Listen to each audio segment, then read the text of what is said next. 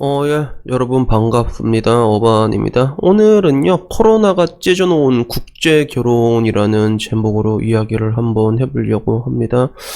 코로나가 시작되고 나서 굉장히 많은 것들이 변했죠. 그죠? 우선 뭐, 경제도 박살나고, 그래서 지금 저는 밖에만 나가도 옛날에는 항상 이게 꽉 차있던 상가들이 텅텅 비어있어, 진짜. 텅텅 비어있는데, 근데 또 되게 재밌는 건 뭐냐면 이게 텅텅 비어있는데도 임대료가 안 내려간다고 하더라고. 그래서 사람들이 안 들어오고 있다고 해요. 그래서 왜 그런가에 대해서는 다음에 한번 기회를 잡아갖고 이 부분에 대해서는 따로 얘기를 할 거고, 그러다 보니까 뭐 굉장히 많은 것들이 변했는데 그 중에 하나가 이제 결혼도 굉장히 급감하게 된 것 같아요. 그래서 작년에 결혼한 쌍이 총 21만 4천 쌍이 결혼을 했다 해요. 21만 4천 쌍, 이거는 뭐 역대 최저치라고 보면 돼요. 그래서 항상 이제 최저치를 계속 갱신하고 있는 그런 분위기잖아. 그리고 이게 전년 대비 두 자릿수가 감소했죠. 그래서 전년 대비 10.7%가 감소를 했는데, 이거는 통계 작성 이래로 처음 있는 그런 엄청나게 큰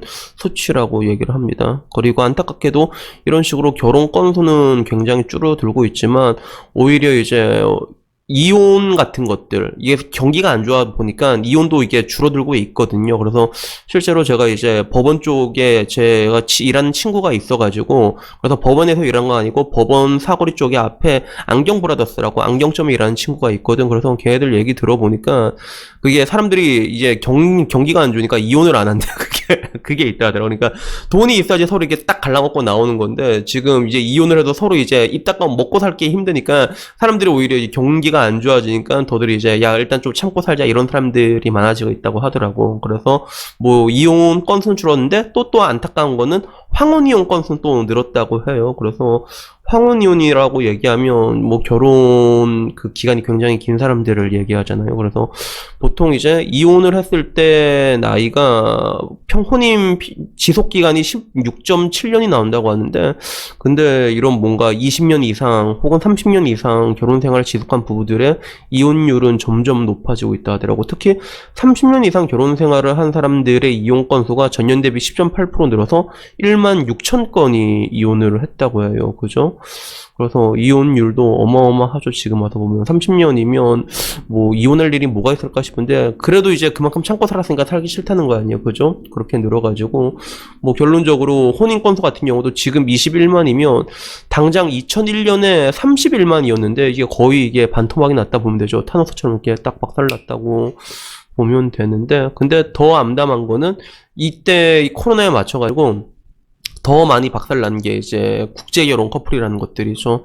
아무래도 국제결혼 같은 경우는 더 제재가 갈 수밖에 없잖아요. 해외를 이렇게 왔다 갔다 해야 되는데 뭐 나갔다가 오고 할 수가 없으니까 지금 같은 경우는 보니까 그런 뭔가 국제결혼 같은 걸 추진하다가 이게 중간에 깨진 커플들도 엄청 많다 하더라고. 그래서 뭐 대규모 리콜 사태도 벌어졌고 그렇게 하는데, 국제 그 커플 같은 경우는 이게 35%가 감소를 했다고 해요. 그래서 국내 결혼은 10%도 엄청 많이 감소한 건데, 실제로 국제 결혼 커플은 35.7%가 정확히 감소를 했다고 합니다. 그래서 지난해 외국인과 우리나라의 그런 국제 결혼 혼인 건수가 1만 5천 건으로 집계됐거든요. 그래서 21만 결혼 중에서 이제 이게 우리나라 외국인과 우리나라가 이제 1.5만으로 이제 떨어진 거예요. 그래서 이게 전년 대비 8천 건이 떨어진 거거든요. 그래서 전체 혼인 가운데 외국인 간의 혼인이 차지하는 비중은 이제 작년은 이제 7.2%로 기록했는데, 이게 전년 대비 2.7%가 줄어든 수치예요. 그래서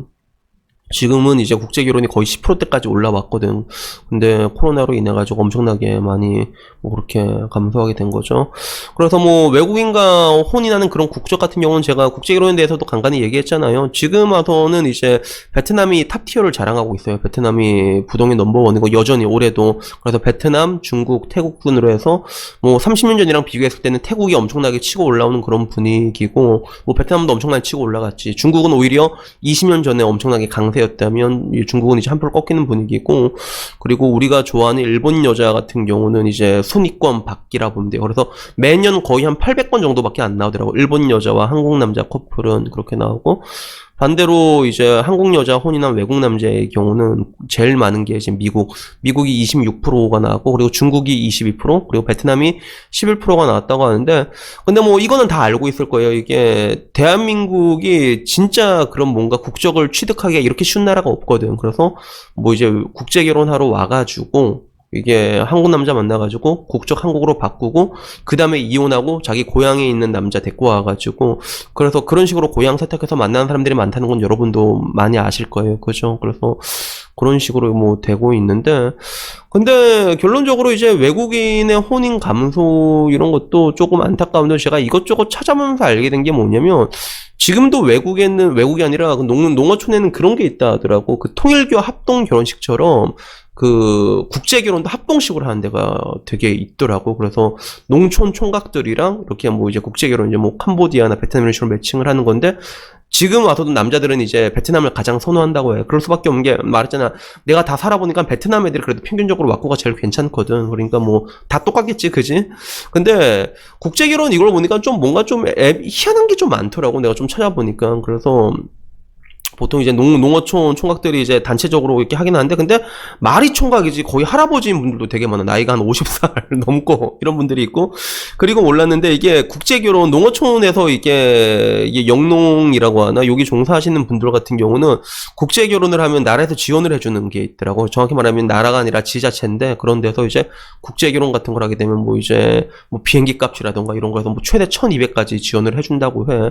그래서 이런 것들이 가능하기 때문에 이제 합동결혼식이 이렇게 가능했던 건데, 근데 지금 와서는 이게 좀 많이 이제 얘기가 나오고 있다 하더라고. 이 여성단체나 이런 데서도 야, 그런 매매혼이다 뭐 약간 이런 느낌이지. 근데 내가 봐도 사실 나이가 막 50살 이렇게 됐는데 그걸 굳이 그걸 베트남 처녀를 만나서 결혼을 해야겠다는 것도 나 조금 이게 힘들거든. 이게 왜 그러냐면, 그분들 마음은 이해를 하는데 50살 이렇게 넘어가지고 애 낳으면 그것도 어떻게 버텨? 그게 진짜 낳으면 그만인 게 아니란 말이야. 그 뒤까지 우리가 이 뒷감당은 이제 어떻게 하려고 좀 이게 준비를 플랜을 짜야 될 거 아니야. 그런데 그런 것 때문에 좀 이게 여성단체에서도 말이 많아가지고 지금 와서는 그 지원하는 것도 바뀌고 있다고 하더라고. 그래서 외국 여자와 결혼하는 농어촌 남자만 지원해 준 게 아니라 외국 남자와 국제 결혼하는 여자도 이제 지원해 줄 수 있게 이렇게 한다고 하는데, 근데 문제는 농촌에서 농사 짓는 사람들 중에서 또 여자가 얼마나 되냐는 것들이야. 그래서 내가 봤을 때는 약간 뭔가 이제 조삼모사 같은 그런 느낌이 없지 않아 있는데, 그래서 뭐 여튼간에 뭐 오늘은 이게 보면서도 이제 코로나로 인해 가지고 국제 결혼이 굉장히 많이 박살났다. 그래서 얼마나 박살났나에 대해서 한번 알아봤는데, 근데 오늘 이렇게 내가 보면서도 이제 그 국제 결혼을 이제 많이 하는 건 알고 있었는데, 농어촌 쪽에서도. 근데 이런 것들을 합동 결혼식을 하고, 그리고 혹은 이제 그 국가에서 이렇게 지원해 준다는 건 저도 이게 뉴스 같은 걸 찾아보면서 알게 됐거든요. 근데 한편으로는 이게 사실 뭐 나도 남자니까 남자의 마음을 이해하긴 하는데, 근데 조금 좀 그래, 그지? 나이 한 50살 넘어가지고. 그래서 요즘은 이제, 일제도 말했지만, 베트남 국제 결혼하면 한국에서도 나이가 젊은 애들이 가거든, 진짜. 막 30 찍은 애들, 이런 애들이 상도도 모르고 그냥 사돈을 러시 때려가지고 이제 베트남 여자랑 국제 결혼하는데, 이런 거면 내가 차라리 괜찮다고 생각을 하는데, 근데 좀 뭔가 굉장히 나이가 늦었는데, 또 베트남 여자 이렇게 만나려고 이렇게 국제 결혼하는 걸 보면, 나중에 그 사람이 문제가 아니라 태어날 아이가 또 걱정이 되잖아. 얘들은 또 무슨 죄가 있어, 그지? 낳고 나서 이게 학교 갈 때쯤 되면 이미 아버지 초등학교 입학할 때쯤 되면 아버지 환갑 넘으셔가지고, 그지? 오늘 내일 하시는데 약간 그런 느낌이거든. 그래갖고 뭐 보면서도 뭐 좀 이런저런 생각들이 들더라고요. 그래서 뭐 여튼간에 뭐 오늘은 뭐 특별한 게 아니라 그냥 코로나로 인해 가지고 국제 결혼이 이렇게 많이 감소했다라는 것들에 대해서만 그냥 간략하게 한번 얘기를 해봤습니다. 그래서 뭐 여튼간에 뭐 오늘 이야기는 여기까지고요. 다음에 뭐 조금 더 재밌는 이야기 생기면 또 그걸로 찾아뵙도록 하겠습니다. 오늘 이야기는 여기까지고요. 자, 폭돌이 자네. 폭돌이 일단 인사드려. 예, 이상입니다. 감사합니다.